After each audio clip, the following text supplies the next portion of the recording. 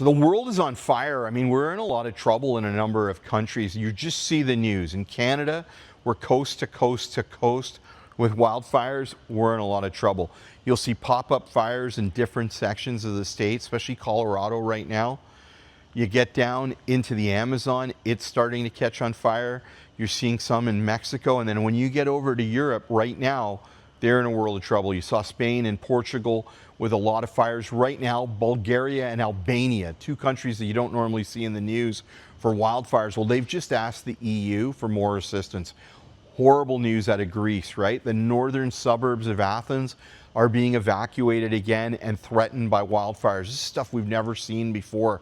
You know, it's tragic. Now, we've actually got two of our fire skid units into Greece that are in the fight, but it's also expanding to some of the other islands around Greece. Now, Turkey, horrible, tragic news out of Turkey. There's fires in a number of areas of Turkey, including that Bulgarian border, and then down, they just had 10 fatalities. Brave young men and women fighting those fires got caught in the wrong spot and were killed. We need to do more at Global Medic to help, and we think we've got a good solution, and it's been proven to work. So this is what it is. It's a fire skid unit. It's a 1,000-liter tank. That's the tank behind me. It's mounted onto a welded aluminum skid. There's a pump and a hose, and it turns any pickup truck 3/4 ton or bigger, because it needs to take the payload, because when that's full of water, it's about 2,500 pounds. It's pretty heavy, but it turns any one of these trucks into a fire truck. Now, the idea is to deploy more firefighters and put more capacity on the ground and just get spot fires out. Because see, here's what happens. When you're in a town and you're surrounded by beautiful forests and the wildfires are coming towards you, the wind is your enemy, because the wind pushes the fires towards your town and it carries those burning hot embers into your town. And if the ember hits a rooftop and sets it on fire, or if the ember hits into the playground and sets it on fire, you've got to get there quickly to get that fire out. And so many of these towns have a lot of firefighters, but not so much fire equipment. So you can imagine, you got a little spot fire that started, you got to roll out your pumper, you got to get there, you got to unroll that hose just to get the spot fire out. It takes time. And if you got multiple spot fires and you only got one pumper or two pumper, it's devastating, because you're going to be chasing the fires, you know, forever, and they're just going to keep getting bigger and bigger and then join the main fire, and that's where your town gets wiped out. So we want to avoid that. The worst part of all of it is you probably got 22, 24 firefighters who are willing to fight, but you just don't have the equipment. So by giving these fire skid units, we turn any pickup truck, and there's so many pickup trucks in different communities. We've seen that from Canada Lake, Saskatchewan, through Manitoba, across the country to PEI. When we gave units like this into LA, when LA had its big fires, they were used right away. They put them right on trucks.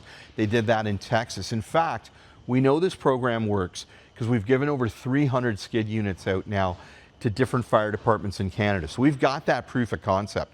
Well, we opened a secondary factory in Bolivia. Bolivia is not really a country we think of, right? We don't really do a lot of business with Bolivia. Politically, they're not really in the same sphere that we're in. They're more aligned to other countries. They're kind of isolated, but they're in trouble because the Amazon's on fire, and they have so many brave men and women that want to fight those fires, but they need better equipment. So what we've been doing is we've been down in Bolivia working with a local company to make fire skids there. Bit of a different unit. It's a IBC tote tank that's recycled, so we could lower some costs in. High pressure pump, right? Smaller hose, narrower hose to increase the pressure onto the hose to push that out. But it's working. Today, we've got a team in the air on the way to Bolivia to hand out another 10 units, bringing us up to close to 50 fire skid units that have gone into Bolivia. Now, we're going to use that Bolivian hub in order to get more units into neighboring countries like Paraguay, Brazil, and Peru, and then just cross one border and get up into Colombia, because we know that whole area is on fire.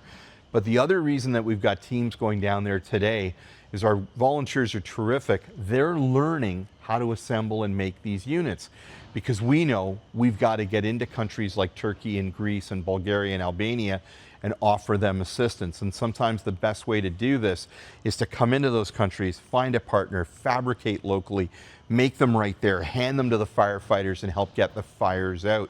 We're also going to expand. We know we're going to need this in the Philippines, right? We know we're going to need this in Nepal. We know we're going to need this in Indonesia.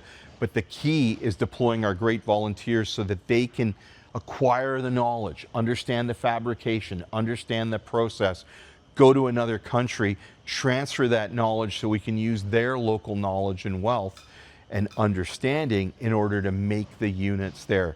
So the key for us is to help get the fires out around the world. That's the solution.